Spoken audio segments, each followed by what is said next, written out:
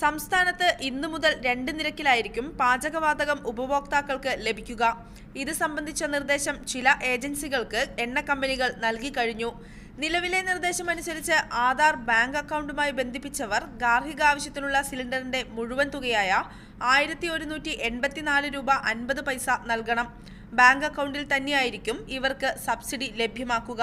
എന്നാൽ ആധാർ എടുക്കാത്തവർ സബ്സിഡി കിഴിച്ച് ബാക്കി തുകയായ 441 രൂപ 50 പൈസ നൽകിയാൽ മതിയാകും. ഇന്നലെ തുടങ്ങി ആധാർ ലിങ്ക് ചെയ്തവർക്ക് നോൺ സബ്സിഡി റേറ്റിലും ആധാർ ലിങ്ക് ചെയ്യാത്തവർക്ക് സബ്സിഡി റേറ്റിലും കൊടുത്തുകൊണ്ടിരിക്കുന്നു.